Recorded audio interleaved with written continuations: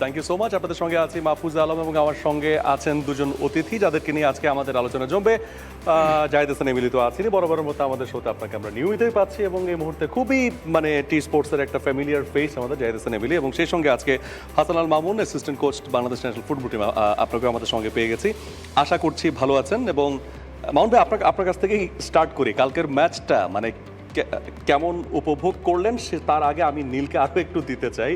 নীল, আমরা একটু ম্যাচ রেজাল্টটা জেনে নেব আপনার কাছ থেকে।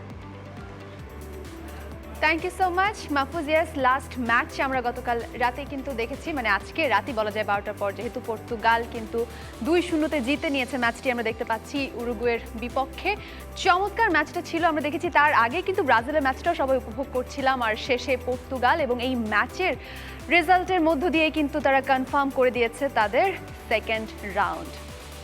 ইয়েস, অ্যাবসলিউটলি নীল, আপনি যেমনটা বলছিলেন যে 2-0 দিস ইজ দ্য রেজাল্ট, এবং মামুন ভাইয়ের কাছে সেই বিষয়টা আসলে জানতে চাই। মামুন ভাই, 2018 ওয়ার্ল্ড কাপে ইউরুগুয়েকে আসলে যেই ফর্মে আপনি দেখেছেন, এই ওয়ার্ল্ড কাপে এবং স্পেশালি লাস্ট ম্যাচের কথা যদি বলি, কাভানি, সুয়ারেজ, তাদের কাছ থেকে আসলে কেমন খেলা দেখলেন এবং কতটুকু আসলে ইমপ্রেসিভ ছিল তারা, এবং পর্তুগাল তো ফাইনালি তারা রাউন্ড অফ 16-এ কোয়ালিফাই করলো। রাইট, একটা জেনারেশনের চেঞ্জ যাচ্ছে আমার কাছে মনে হচ্ছে, স্পেশালি ফ্রন্ট লাইনে কাভানি, সুয়ারেজদের যে জেনারেশন ছিল 2018 কথা বলেন, এখন সময় চেঞ্জ হয়ে গেছে। সো আমি ফ্রন্ট লাইনে উরুগুয়ের আসলে সেই ধরনের কোনো স্পেসিফিক কি প্লেয়ার যাদের দিয়ে তারা খেলাটা উইন করাতে পারবে এই জাতীয় পারফরম্যান্স আমি পাইনি। বাট স্টার্ট ওয়াজ গুড, ভালো স্টার্ট ছিল, ডিফেন্স কম্প্যাক্ট ছিল, মিডফিল্ড পর্যন্ত ভালো ছিল। বাট বরাবরের মতো ফার্স্ট ম্যাচ এবং এই ম্যাচে যেটা সমস্যা হয়েছে যে অ্যাটাকিং থার্ডে নাম্বার অফ প্লেয়ার ছিল না, এবং নাম্বার অফ কোয়ালিটি। একটা বল পেয়েছিল কিন্তু বেন্তুরকার ভালো একটা বল পেয়েছিল, সো ওটা 1v1 ছিল, ওটা একটা গোলের চান্স ছিল। গত বিশ্বকাপেও কিন্তু পর্তুগালকে কাভানির 2 গোলে পর্তুগালকে বিশ্বকাপ থেকে ছিটকে দিয়েছিল উরুগুয়ে, আর আমরা কিন্তু একেবারে বিপরীতটাই দেখলাম ঠিক গত ম্যাচটাতে। না, যদি বলি অনেস্টলি, কাভানির আসলে ওই সময়টা এখন নেই। আপনি দেখেন প্যারিস সেন্ট জার্মেন তাকে যখন ছেড়ে দেয়, সে তখন ম্যানচেস্টার ইউনাইটেডে আসে, সেখানেও কিন্তু সে রেগুলার ছিল না, স্টার্টিং 11 পেতো না। অ্যাট দ্য সেম টাইম এখন সে ক্লাব চেঞ্জ করে ভ্যালেন্সিয়াতে গেছে, সেখানেও কিন্তু সে ম্যাচ টাইম খুব কম পায়। সো ক্লাব ফুটবলে যখন আপনি একদম অ্যাভেলেবেল থাকবেন না, তখন কিন্তু ইন্টারন্যাশনাল ম্যাচে তার একটা বড় ইম্প্যাক্ট পড়বে।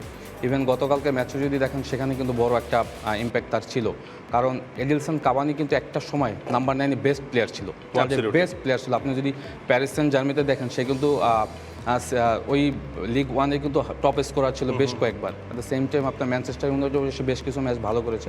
বাট একটা সময় তো আসলে আপনাকে পারফরমেন্সের যে গ্রাফটা এখানে, সেটা কিন্তু আপনাকে একটা সময় নিচে নামবেই। এবং সেই এমিলি ভাই, নীল যে কথাটা বলছিল, সেখানে মনে হয় আমরা একটু সুয়ারেজের নামটা নিতে পারি, কারণ 2018 ওয়ার্ল্ড কাপটা তিনি আসলে স্মরণ করিয়ে দিলেন। এডিনসন কাভানি যে 2 গোল করেছিলেন, সে 2 গোলে অ্যাসিস্ট করেছিলেন সুয়ারেজ, এবং তিনি আসলে স্টার্টিং 11-এই এখন থাকতে পারছেন না, এবং সেটাও নিশ্চয়ই এক ধরনের সেটব্যাক। বাট আমরা যদি ইয়েস অ্যাবসলিউটলি, এবং আমরা যদি মূল ম্যাচে আসলে ঢুকে যাই, প্রথমেই ক্রিস্টিয়ানো রোনালদো যে একটা সুযোগ তৈরি করে দিয়েছিলেন মানে কারবালিওর জন্য, এবং সেই জায়গাতে একটা শোল্ডার থেকে খুব চমৎকার একটা স্কিলে বলটা ফার্স্ট 2 মিনিটস রাইট।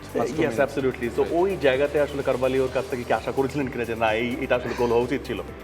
না, এটা ইজ ভেরি ডিফিকাল্ট, কারণ যে ভলিটা সে মেরেছিল, ওখান থেকে আসলে 10টা মারলে হয়তো 2-3টা গোল হবে, এবং ইভেন একটা তো গোল হতে পারে যদি তার লাক সাথে থাকে। এবং খেলাটা যেহেতু শুরু হয়েছে, এবং শুরুতেই আসলে প্লেয়ারদের, আমি মাউন্ট ভাই, আমরা যেহেতু প্লেয়ার, আমরা জানি খেলা শুরু হওয়াতেই আসলে এরকম খেলার মোমেন্টামটা নিজের কাছে নিয়ে যাওয়া ইজ সো টাফ, কারণ আপনাকে ফিট হতে হয়তো 10 to 15 মিনিটস আপনাকে অ্যাডজাস্ট করতে একটা ম্যাচে সময় লেগে যায়। তো সেইখান থেকে হয়তো কারভালো হয়তো ওই প্রিপারেশনটা তার ছিল, এবং সাডেনলি বলটা কিন্তু এসে যায়।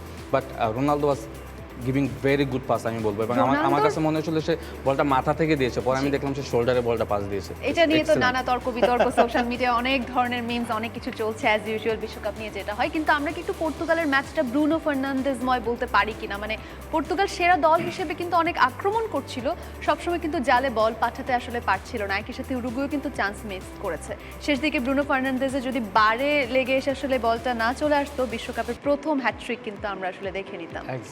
এক্স্যাক্টলি আমার কাছে তাই মনে হচ্ছিল যে ওয়ার্ল্ড কাপ প্রথম হ্যাটট্রিক দেখতে যাচ্ছে, হ্যাটট্রিক ম্যান দেখতে যাচ্ছে। সো হ্যাঁ, ইট ওয়াজ এ ফ্যান্টাস্টিক ম্যাচ।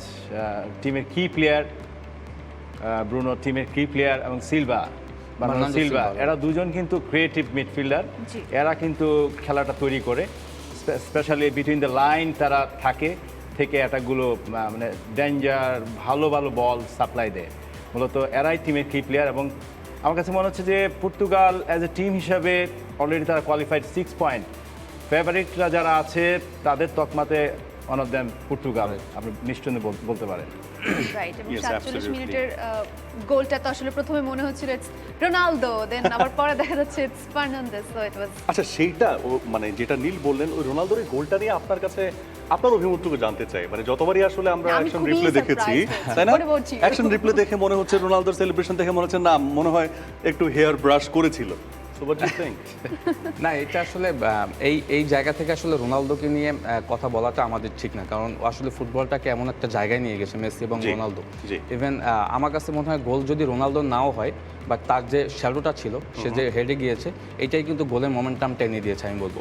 এবং সে যদি ওখানে না যেত, ওই মোমেন্টে হয়তো গোলকিপার বলটা হয়তো সে গ্রিপে নিতে পারতো, এবং তার ফলসের কারণেই কিন্তু যদি আপনি দেখবেন গোলকিপার কিন্তু তা পোস্টের মানে জায়গায় দাঁড়িয়েছিল, যেতে পারেনি কিন্তু।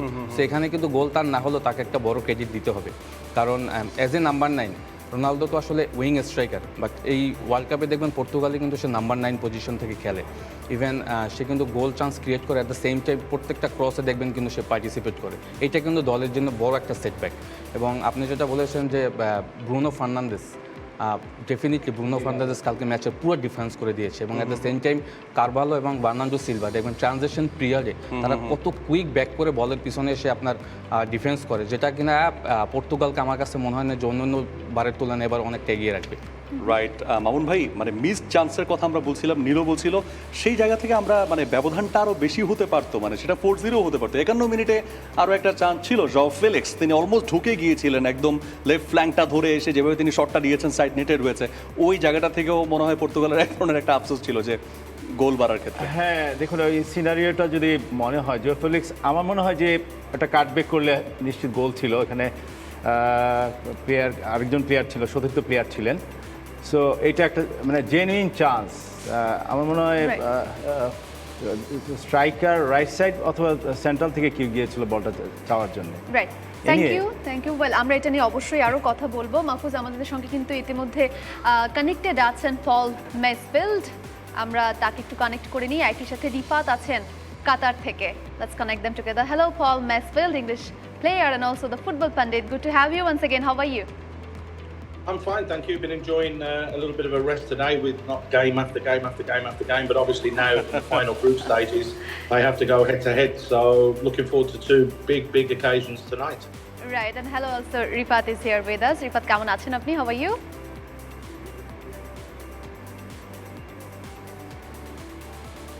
ঠিক একই রকম, পল মেসফিল্ড যেমন খানিকটা বিশ্রাম নেওয়ার সুযোগ পেয়েছে, আমরাও কিছুটা বিশ্রাম নেওয়ার সুযোগ পেয়েছি। একটানা 4টা করে ম্যাচ চললো বেশ অনেকদিন। এবার অপেক্ষা শুধুমাত্র কারা গ্রুপ স্টেজ পার করছে সেটা দেখার জন্য।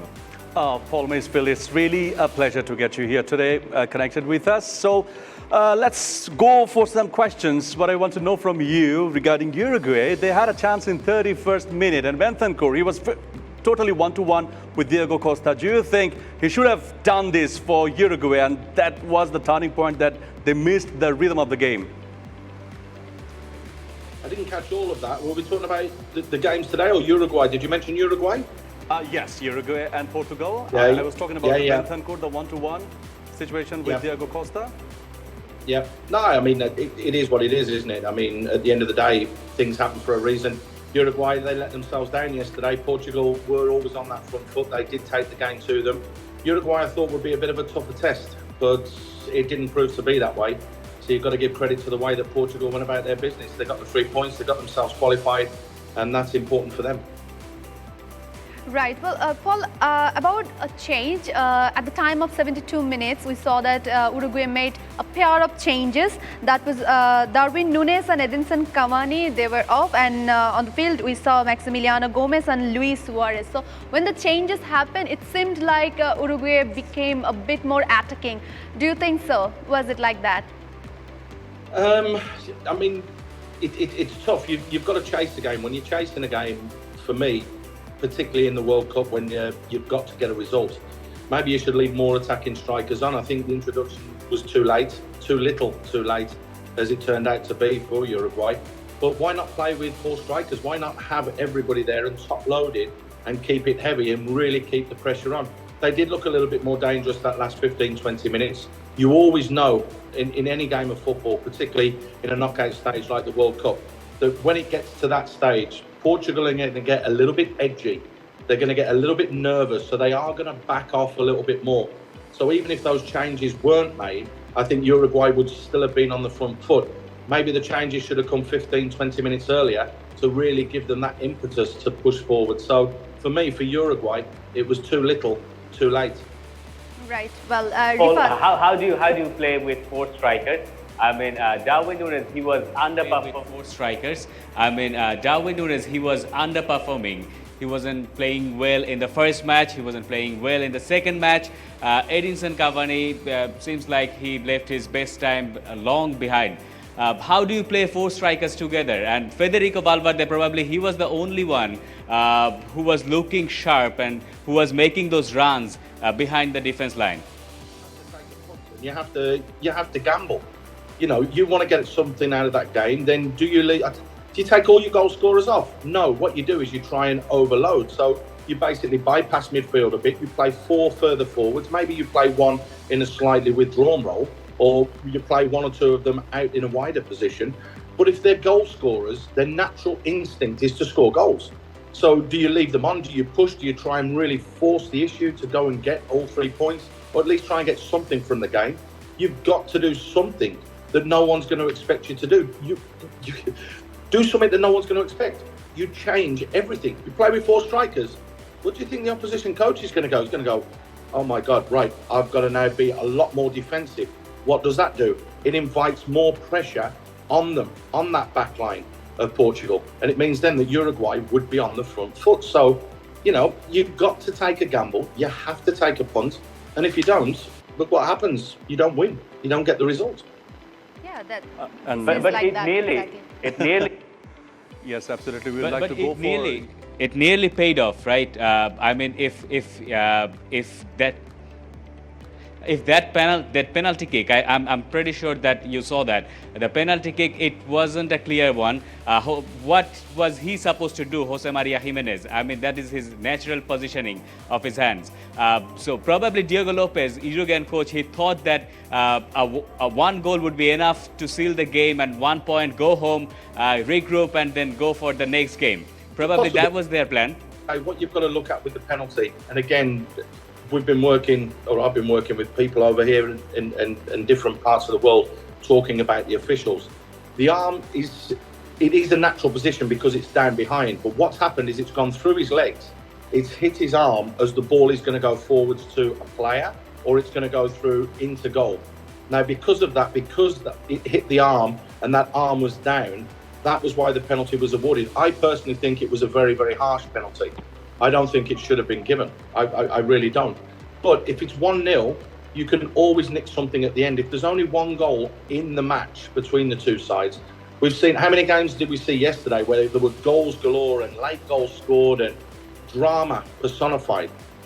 But, Right. you know, you've still got to get the job done. It wasn't done. The penalty was given. The goal was scored. 2-0 now looks comfortable for Portugal, but it leaves Uruguay a little bit of a mountain to climb.